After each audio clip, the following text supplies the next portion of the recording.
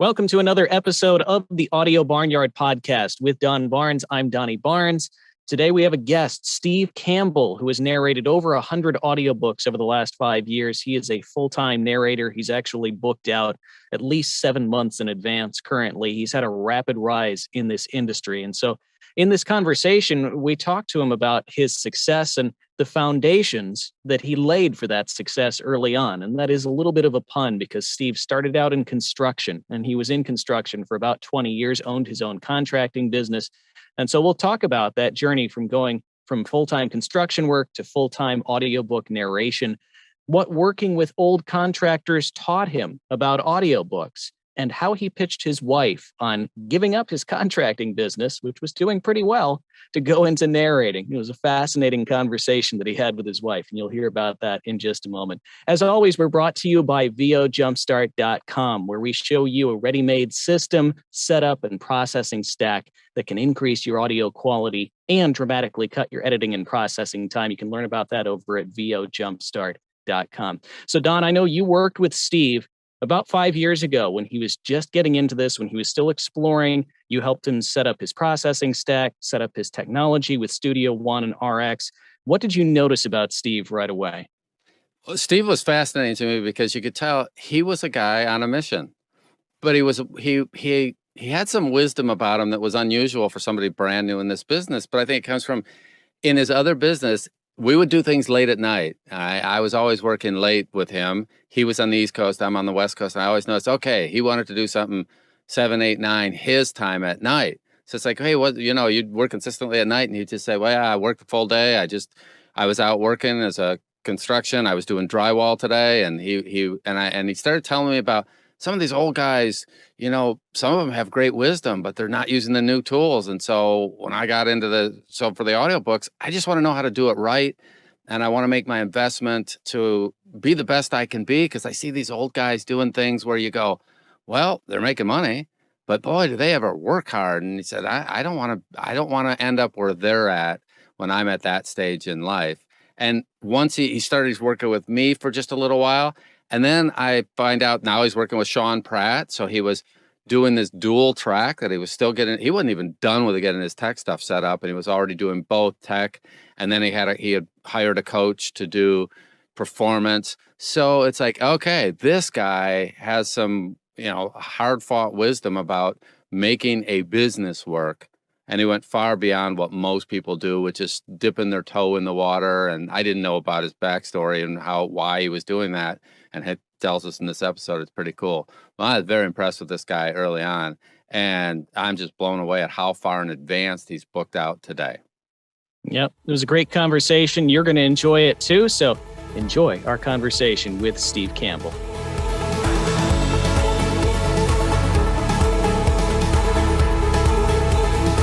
So, Steve, one of the fun things about voiceover and talking to successful voiceover artists is almost all of us came from doing something else, some other background, some other profession in most cases. And at some point we decided that we wanted to pursue this crazy voiceover thing, and that was the dream. So in your case, from what I've told, you worked in construction for a number of years. So tell us a bit about your background and how you found yourself and willed yourself into voiceover over time. Yeah, I kind of fell into construction when I was in my late teens, and I had a guy who literally drove me onto a work site and just told me to say to the guy, "Yeah, I know how to swing a hammer, and I have my own tool belt." And I was hired right from that. So I worked as a laborer doing that, and then I was in construction for about 20 years and started running my own company. I had an incorporated company where we were. It was small, but we were doing a lot of houses, doing a lot of renovations, new home construction, that kind of thing. So, yeah.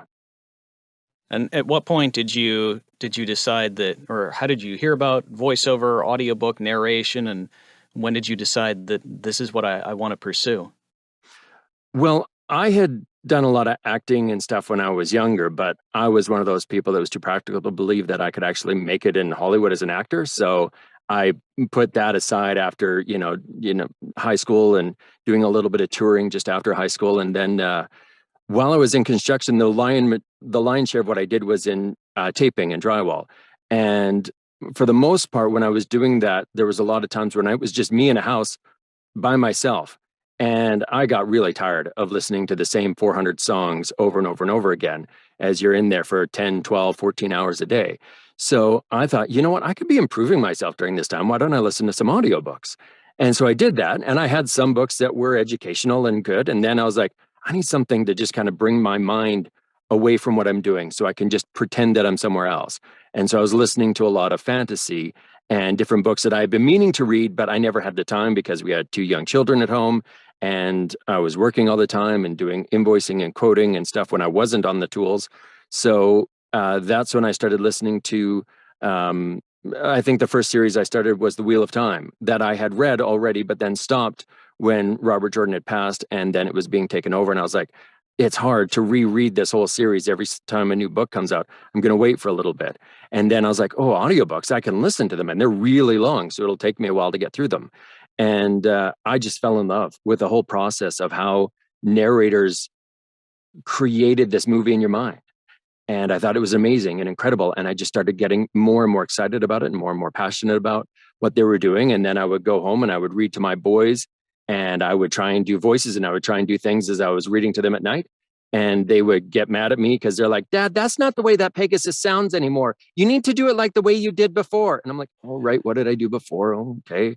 And so it got me really trying to practice and get into it. And I really enjoyed it. And so then that got me wondering, well, how do people do this? Like, this is clearly it's a job. What do they do? So I went down the Google rabbit hole and was searching out what these people did, how they did what they did, was trying to see behind the scenes to see what they did to know, did they never make a mistake? How did they make it so that they read for 50 hours without any pause or break or what? How does that work? And so that's what got me down that road. And then I would listen to some books, big books put out by big publishers that were really, really popular, really famous. And I would listen to the audio and go, that really? They got him? Somebody paid him to do it that way? Oh, no, I could do a better job than that. I could do a better job than that. So then that transitioned my journey of searching about narration and stuff to a more career-oriented idea concept. And it kind of snowballed from there. Yeah, and I'll bring Don into this in just a second, but I'm curious, as you were going down that road of researching and really becoming passionate about, hey, this is something that I think I could do for a living. What's that conversation like with your family? Because it sounds like you had a fairly constructive, a fairly successful construction business that you're running. You're paying the bills. So how did that conversation go as you were looking to make that transition? Well, it was interesting because I was really good at what I did. And there was a sense of satisfaction in getting to do something with your hands, and then you would see the final product and you could actually have a visual representation of what you did. And we could drive down a neighborhood and I could point to a house or I could point to this and say, I did that, I did this. And so that was nice, but I never wanted to be in construction. That was never my goal. It was never my dream. It was a means to an end. And everybody in my family and even myself, we knew that. I just didn't know what else I could be doing. And I didn't have a lot of skills. I graduated high school and that was about the extent of my education. I've actually seen, not to, put the cart before the horse, but I've actually seen so many similarities between what I dealt with in construction when it comes to general contractors and dealing with homeowners and that kind of thing, to the relation of dealing with publishers and dealing with independent authors and that situation, and how the politics and dynamics of the two were so incredibly aligned. I was just blown away. And I had so many tools that I felt had given me an advantage in the fact that I knew a lot about how to navigate those types of things in the industry coming into audiobooks than a lot of people coming into what we now know as like narration and voiceover. So for me, it was actually kind of funny because I was curious about this and I wanted to know how I would do with it. So I actually very quietly, not letting anybody know, went into my walk-in closet where I had lots of clothes and I was using GarageBand on my iPhone and had my little earbuds in, and I was recording the first chapter of a book and then trying to edit it to make sure that I had it sounding decent, fixing all the mistakes and everything. And then I took that little first chapter and I sent it to a few people that I knew listened to audiobooks that were friends of mine. And I said, okay, I need you to listen to this and tell me if you think that if it's halfway decent. Please be honest with me. And the response I got was very, very emphatically, wow, this is amazing. This is great. I would totally listen to this. And so then that was when it took me, after that, it took me about 3 months before then I was like, okay, I have to show my wife. And my wife is a very practical person. She is the one that keeps me grounded. And whenever I'm like, hey, I think this would be, no. Yeah, but we could, no. So I knew that this was going to be the ultimate test. This was the big one. And so I knew from my love of audiobooks and her absolute, I do not want to listen to audiobooks at all, that I was going to have to try and work this very carefully. So I said, okay, I need you to just listen to me, hear me out for a little bit, and tell me if this is going to be something that you think is okay, but wait for your response. Don't just immediately give a response. I want you to think about this. So I said, here's some samples of some audiobooks. And I wanted her to listen to some people that I thought were amazing and really good, and some that I didn't think were great, but were still popular. And so I sent that, I let her listen to some of those, and I says, okay, now I want you to listen to this. And I let her listen to what I had recorded. And my heart is going boom, boom, boom, boom, boom, boom out of my chest, fear and panic, because this is the thing, right? I mean, we can dream all the live long day about, oh, I'd be able to do this, or I'd make a great lawyer, I'd be an excellent doctor, blah, blah, blah. But when the rubber meets the road and you actually put yourself forward, that's when you find out whether someone's going to be honest and say, it's not in your wheelhouse. This is not what you're capable of doing. And I knew from past experience that my wife would be very honest with me about that. And so I let her listen to it, and she sat there nodding for a minute. And then she looked over at me and she said, you could do this. And I was like, oh my gosh. And it still makes me feel emotional even now, because it was that validation, because I knew, and that's the beauty of having a wife who doesn't just cater to you or pander to your hopes and dreams, that when she says, you could do this, that you could do this, it's like, it's so empowering. And so I was like, okay. And that was what started me on the journey of going, okay, I need to really start doing some hardcore research, understanding what's going on, looking at coaching, looking at what kind of equipment I needed, how much I needed to invest in order to get this off the ground. And when I was like, okay, and I had it all laid out and I presented it to my wife, this is what I think we need.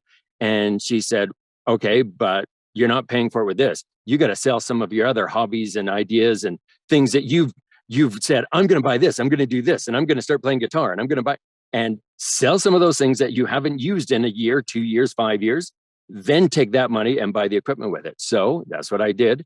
And got my microphone, got my interface, got everything set up, and then started talking with people like Don Barnes and Sean Pratt, who were my first two coaches on two very different aspects of the industry, engineering and performance.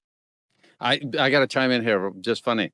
So performers. So there's a bunch of people out there, and we all have this fear of performing. And so especially with somebody close to us, there's nothing worse than I had this fear. So my mom was the opposite of your wife. It wouldn't matter what I did. She'd just go, oh, that was amazing. But if she was too. But if I'd be playing drums in a club, my mom would walk in, and for some reason I would get, that was the hardest performance of my whole existence in the music world, was when my mom was in the room. And so I just want to make sure that other people who are coming up in this business as a performer, sometimes somebody close to you is the one that they can just sink your dreams, or they can make you feel so nervous when it wouldn't have mattered. I could have fell off the bandstand and broke my neck, and my mom would have gone, oh, that's amazing. I mean, she would have been happy with it. She would have just thought it was a part of the act or something. So that it's fascinating that you had someone in the family that's the heartbeat one. That's the one that if she or he or him, I mean, someone close to you, you want them to like you. All these anonymous opinions, if they don't like us, whatever, but to someone close is a really tough thing. So it's fascinating to hear that you had the same experience. And I'll bet so many people listening to this have gone through that. So DB, other things we should talk about here. Well, yeah. And you were mentioning how once you'd done, by the way, a very practical laying the groundwork for your career. I mean, that's really amazing how well, it's almost like you constructed it from a foundation. It's almost like you'd been doing that for 20 years in a different form. So it's fascinating to see how you then applied that to your new voiceover career. So you mentioned then getting coaching from Sean Pratt and from Don. And what were some of the early things that you remember in working with Don when you talked about using tools and how that translated from your construction career and things that you'd found as you discovered tools that helped you in your construction business and career, and then the tools that you were discovering in your new narration career? Well, it's funny because when I was working in construction, I had learned from a lot of different guys and had a lot of different bosses. And and you learn I found that the thing that works best for me, and I learned this from my mom and talking with my mom a lot, was you can learn from anybody. Just listen. And even if they're giving you horrible advice, you might be learning what not to do, but you're learning something if you're open to receiving it. And so one of the things that I learned from one of the bosses, really good guy, he when I started working for him, he was 36 years old, which I mean now I feel like is just a young pup. But he would tell me that he couldn't wait till he was an old man and then he could have a reason to be grumpy and an excuse. And he had the most rickety, dangerous, scary pair of stilts you've ever seen in your life. These things should have been thrown away years and years and years ago. We actually met up for coffee with one of the guys that he had trained years before me. And that guy popped by and was like, "Oh my word, you're still using those stilts? Those should have been thrown out when I was working with you." So I learned that from that, when I started using my own tools and buying my own tools, having fresh, ready, clean tools that worked well, that were well maintained, made the job so much easier, so much faster. And then I would go and visit other different guys who were working, and I would offer to work with them. I would partner with them. I would just kind of ask them questions about what they did, and I would try and glean from what they had learned, all the tips and tricks and things that they liked. And some stuff I would go, "Oh yeah, I would never do it that way." Or I would be like, "Huh, that's not the way I would try it." And so I would try it and see what I liked about it, see what I didn't. And then I allowed myself to draw from a lot of different places so that I could try and be the best taper or construction person or whatever that I could be. And I've tried to do that with my audiobook narration as well. Learn and glean from a lot of different sources because this is a very subjective industry. There's a lot of different ways and a lot of different avenues that you can pursue as far as where you go and also how you perform what you're doing. So I always laugh at those people that go, "This is the way you have to do it." Not necessarily. Are there rules of thumb? Absolutely. Are there things that you should stay away and standards you need to practice? Absolutely, no question. Audible doesn't have a category for these are the people who know what they're doing and they're professionals and they have a master's degree and they really do an amazing job. And these are the audiobooks that are done by people who have no idea what they're doing. And there's dogs barking in the background and they have like, all kinds of weird effects. And they are reading it like they're reading from, a cereal box. That's a different category. That's not. They're all mixed together on Audible. And so you're dragging down the entire industry when you start saying, "Yeah, it's a free for all. Do whatever you want. It doesn't matter if you have training or not." So what's your take on crowdsourcing advice? So because what happens when people crowdsource? So why did you go to mentors instead of just crowdsourcing everything and just asking questions in the groups? Okay, so here's the thing. I am not against certain types of crowdsourcing. When I was first starting out, one of the things that I did is I went on to groups and instead of asking questions, I read through all of the different questions that people were asking and then read through all the comments.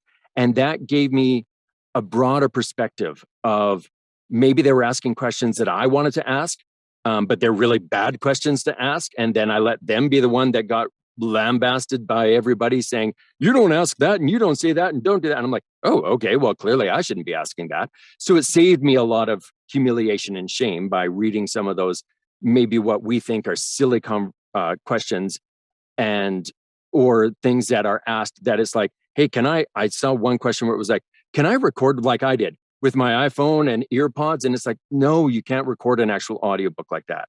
No. But do some research and look at the what is in there in the comments. And then what the thing that I appreciated about it is I was able to see the people who were making comments that I was like, oh, that makes sense. Oh, that's a wise decision. Oh, they have a lot of people agreeing with them there. And so then I was able to pick out people like yourself, Don, and others that had, okay, they have some knowledge and some skills and they know what they're talking about and what they're saying makes sense and resonates with me. And it resonates with a lot of other people. So maybe I should be paying more attention to what they're saying than this random person over here that says, I just like to look at everything with flowers and rainbows and it'll all work out okay. So, like there's a thing with crowdsourcing of like getting a lot of information, but all of that has to be taken with a huge grain of salt.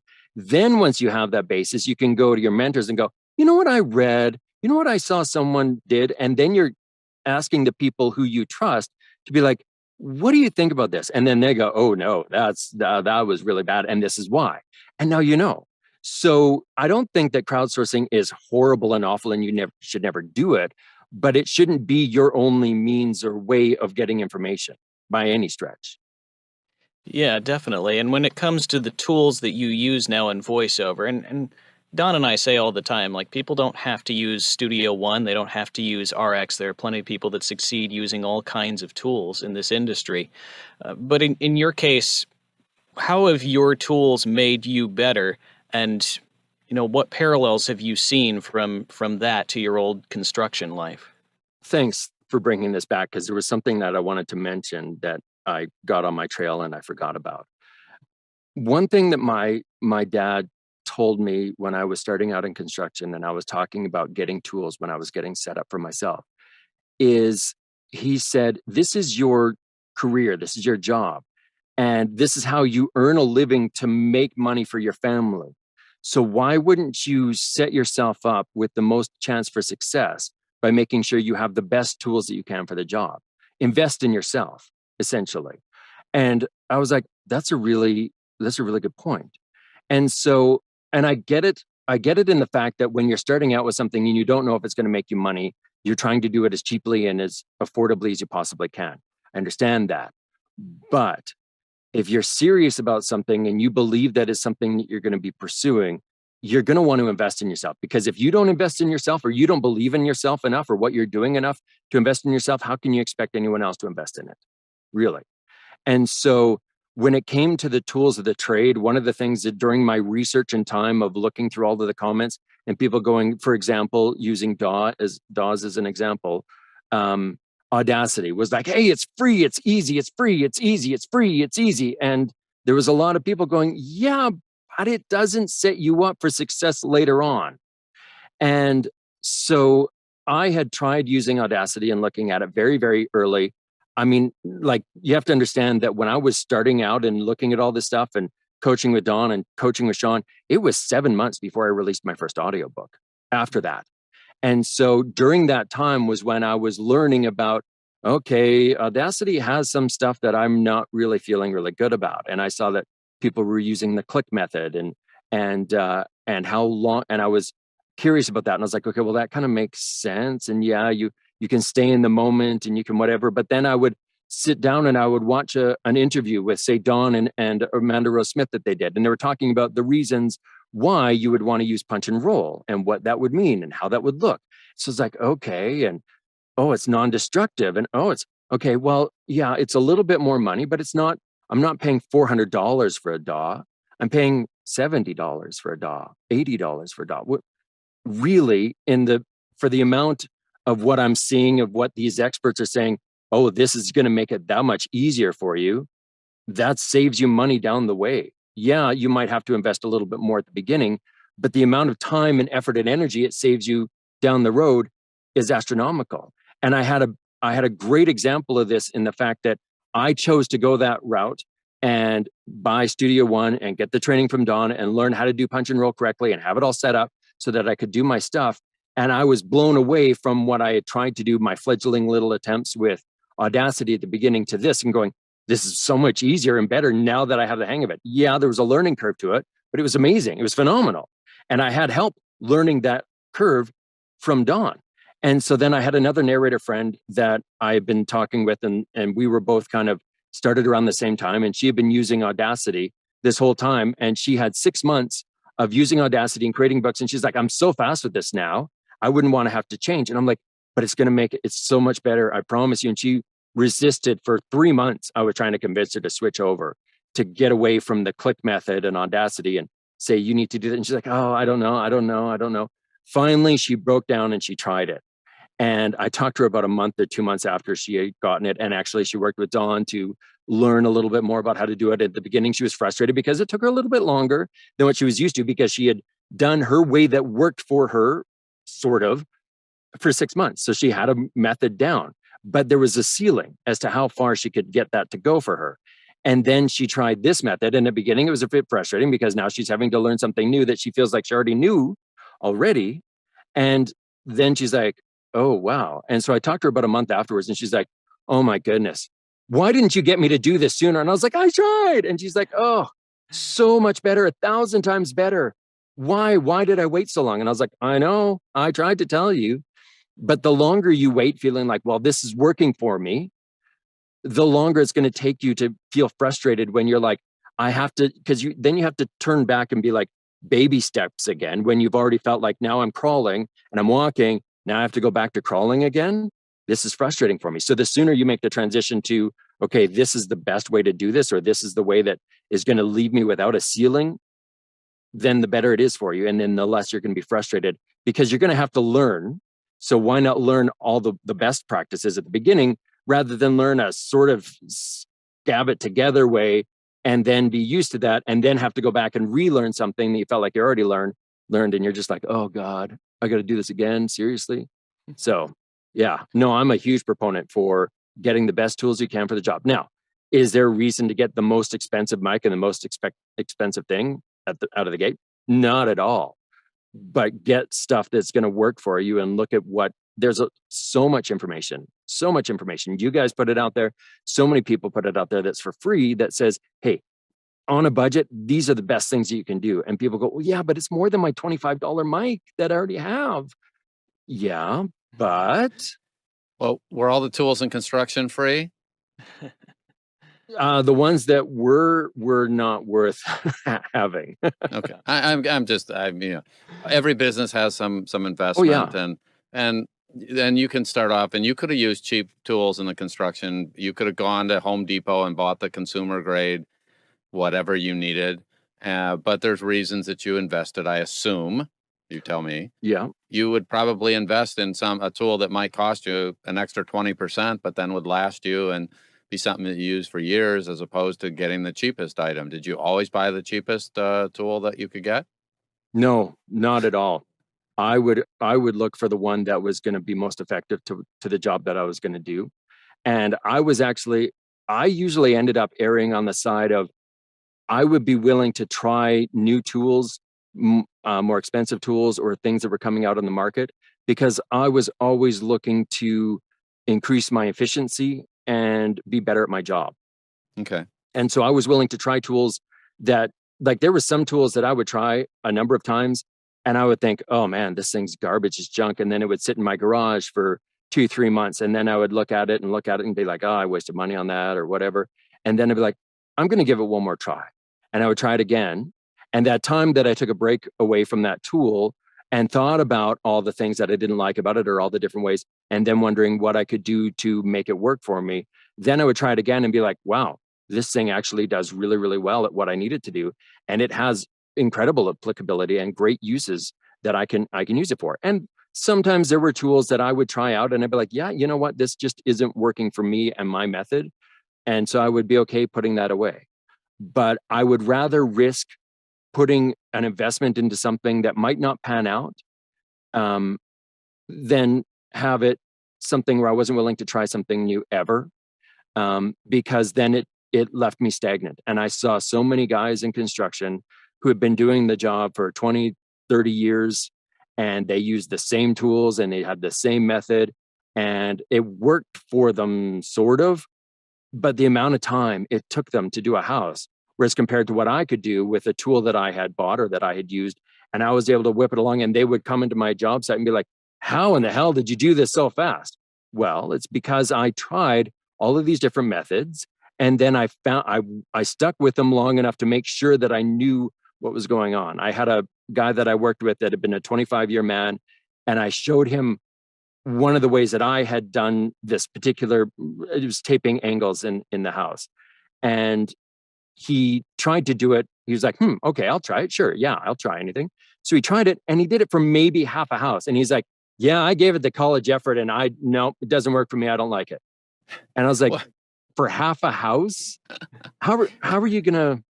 My boss told me when I first started taping, he said, the best thing he said to me, he says, you're gonna suck for the first 6 months. Be okay with that, because you are going to suck. You are going to feel like you are horrible at your job, that you can't do anything right, and you're going to be awful at this job for the first 6 months. Guaranteed. I don't care Yeah. how talented you are, how naturally gifted you are, you're going to suck.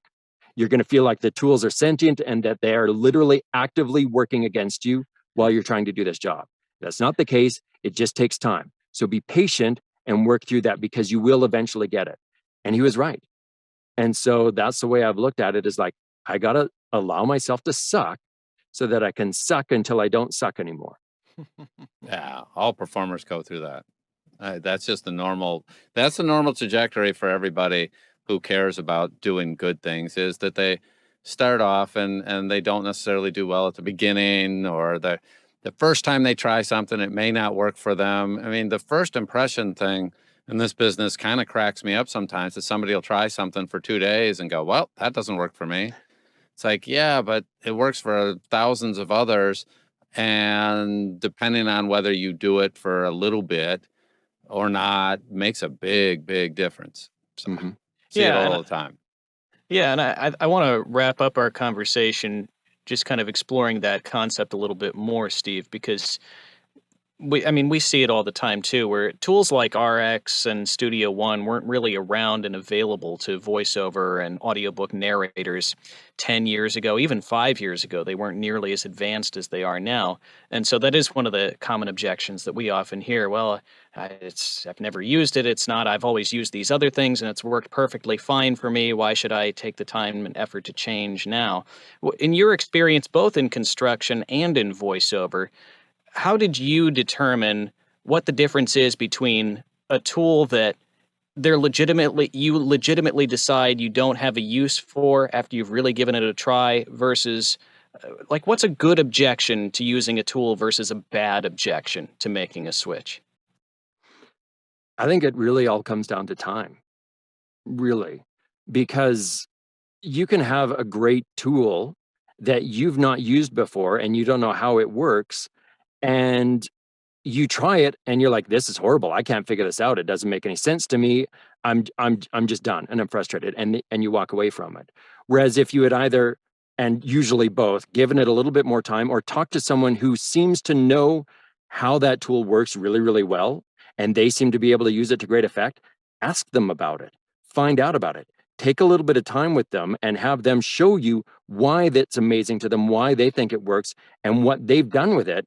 And then play around with that now that you have a little bit of a base knowledge of what you're supposed to do with this tool. That, I mean, some of the tools that I used on a daily basis, I could have handed to anybody on the street and they would have been like, uh, I don't know what this is. I've never, which end goes to the top and which end is the bottom? Like, no clue. They're very weird and they look odd and they don't make sense until you know what their use is for and what purpose they have and how you're supposed to use them correctly. And so letting someone who knows what they're doing show you how to do something that you've never done before is great. We are not meant to be people who are supposed to figure things out entirely on their own. We have people who have paved the path for us, have made a trail, have blazed a way, and now we can follow in their footsteps and go, I can learn from this person. Another thing that I learned from my mom, which I loved, she always talked to me about experience not being the best teacher. People talk about it being the best teacher. Experience is the best teacher. Experience is the best teacher. And it might even if you say experience is the best teacher, you have to add the clause, but it's a hard taskmaster. Because first you get the test, then you get the lesson. So you're going to fail the test. Oh, shoot, I failed the test. Now I learned my lesson. Whereas if you learn from somebody who already has experience and you learn from your instructor, your teacher, your coach, the person down the street who's paved the path, now you've learned that lesson. Now you can take the test and succeed and pass and be successful because you learned from someone else. So it's okay to learn from other people. These people who go, well, I mean, I can't do that. I need to learn it entirely on my own. I don't want to take lessons. I don't want to coach with anybody. That's not that either. I can't afford it, or I want to be able to say that I did it by myself and I did it on, and it's like, nobody does it on their own anymore. Nobody does that. We're all learning from other people. And why would you try and reinvent the wheel every time you try and attempt something? Really? So for me, it is always great to follow in the footsteps of people who have already been down that road and learn from all the mistakes that they made. Now, you might make the same mistakes again as you're going through and be like, oh, well, I didn't listen and look at what happened to me. Oh, well, but at least you know. And then you can choose when they say, I did this, this, and this, and this, and it all worked for me. And then you talk to someone else and they were on the same path, but they took a different kind of route through there. Oh, well, there's more than one exact way to do this. Okay.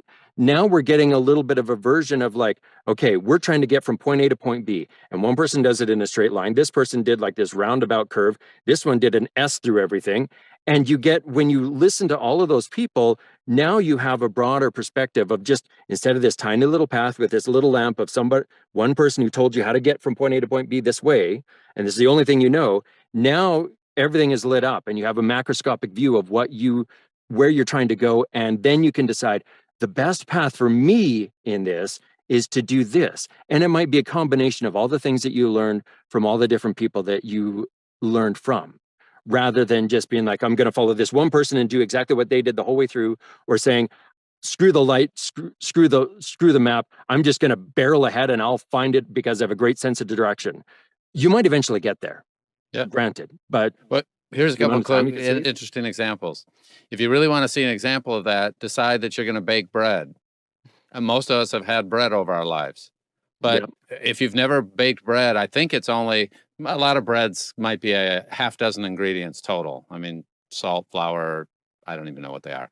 But I mean, I've eaten it my whole life. But if you tell me to go bake bread on my own, blaze my own path, be my own light in the sun type thing to make bread, it's going to be, I have a lot of loaves I'm going to have to bake before I figure out the right proportion of flour to salt to baking soda to etc. just to do a loaf of bread, which, heck, I go find a recipe on the internet, and I've actually made pizza dough, by the way, which turned out awesome because I could follow a recipe.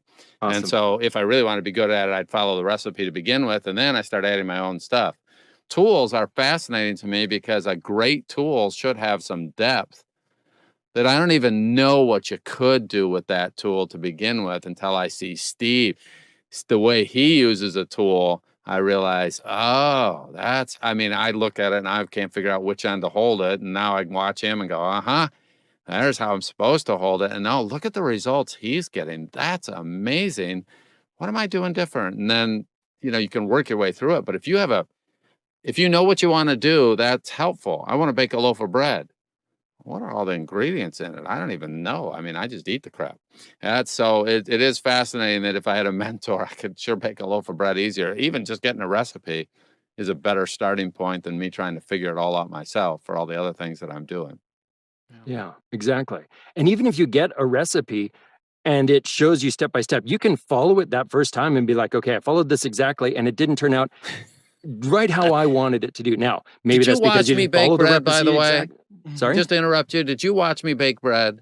I did not. Okay, I did not. Because I had that experience where it came out and I did something wrong, and it in a new bread maker, and it came out flat. Okay, I followed the ingredients. I followed the instructions. That's what I thought. Okay, it didn't work. Well, and sometimes it's because, and I had this with my son, right? Because he was going to bake cookies and he followed the recipe and everything came out. And then when he baked the cookies and they came out of the oven, he didn't want help. And then it was one big giant wet glob. And I was like, what on earth? And he didn't add any flour to it. So all of the butter and all of the sugar melted and just spread everywhere. And it was like, there's nothing there. He's like, I followed the recipe. Well, clearly not. Clearly not. Right. So, but then once you finally get to the place where you're like, okay, I followed this recipe and I know what I'm doing. Now you have those fundamentals and you can go, okay, but I want to try it with a little bit of cinnamon. Right. I need to add some walnuts. Maybe if I try doing, and then you can experiment and make it your own. Right. But until you know the fundamentals, how are you supposed to ever be able to make anything your own? Yeah. Right on. Well, this has been so much fun to hear about your journey and how you got to where you are today, and really fascinating insights. And you have a ton of wisdom that you, I think, earned through your previous career and that you've carried forward. And I think it seems to me has led to the success of your current career. So tell folks who are listening where they can find out more about you, where they can find your work, and how they can connect with you, Steve. How long do you have? Good grief. I'm on Twitter, Instagram, LinkedIn, Facebook, TikTok. I record live my sessions. I stream them on Discord. And so I have a lot of people that come out and hang out. I have a lot of new narrators that come and listen in because I wish that I had this opportunity when I was first starting, where I could be a fly on the wall inside the booth of someone who is recording an audiobook and find out what they're doing and why they're doing this and how they're doing that and what are they doing to make this choice and all that kind of stuff. And then so they learn a lot from just listening to someone else do the job. And so I love doing that. It's a lot of fun. We have a good number of laughs because I make 1,000 mistakes, and thank goodness I have Punch and Roll and an editor that allows me to cut and paste so that it sounds like I know what I'm talking about when the end product comes out, because otherwise I would never have a job ever.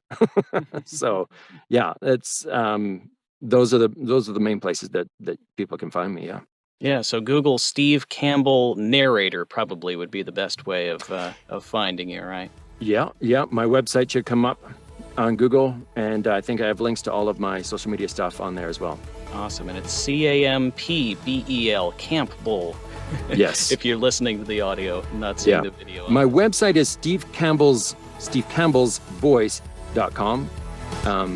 It was one of the choices I made when I was creating that website, and I don't know if I love it, but I have it now. That's great. Well, Steve, thanks so much for your time. Really appreciate this. I had a lot of fun. I know Don did too. Well, thank you for having me. I appreciate it. You guys are great. Oh, thanks very much. Great having you. And of course, as always, we'll see you on the wires. Bye-bye.